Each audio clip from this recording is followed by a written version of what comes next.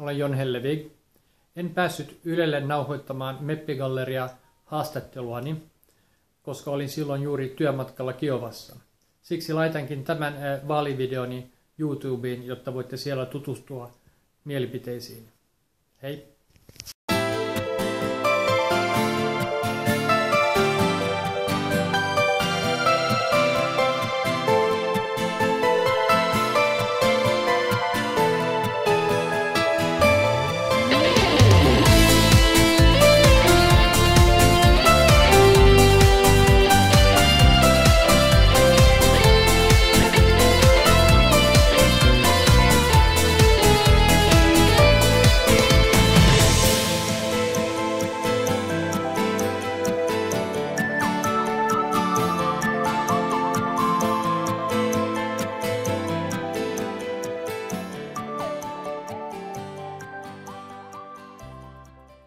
Terve, olen Jon Hellevig.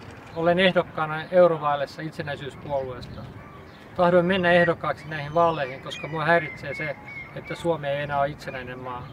Ja mä tahdon tsempata sen eteen, että me palautetaan itsenäisyys. Olen valmistunut oikeustieteen kandidaatiksi Helsingin yliopistosta.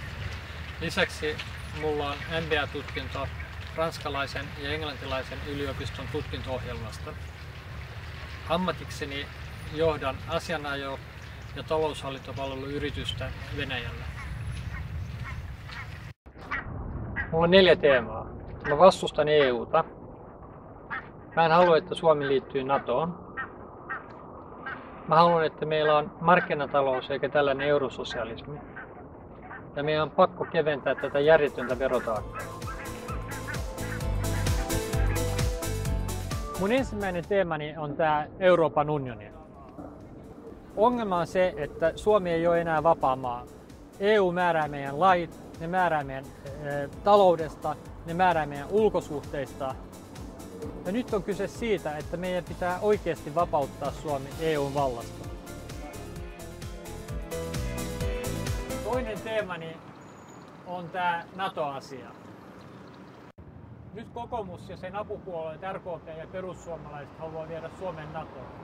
Koko idea on täysin järjetön, koska eihän meitä uhkaa mikään muu kuin se, että Suomesta tehdään tämän Venäjän vastaisen sotaliiton itärintama. Mun 3. teema on tämä eurososialismin ongelma. Suomi ei ole enää markkinatalousmaa, vaan jonkinlainen eurososialismi. Systeemi, jossa on valtava byrokratia, hirveästi sääntöjä ja kieltoja, jotka tukahduttaa yritystoimintaa, ja vielä huippukorkeat verot.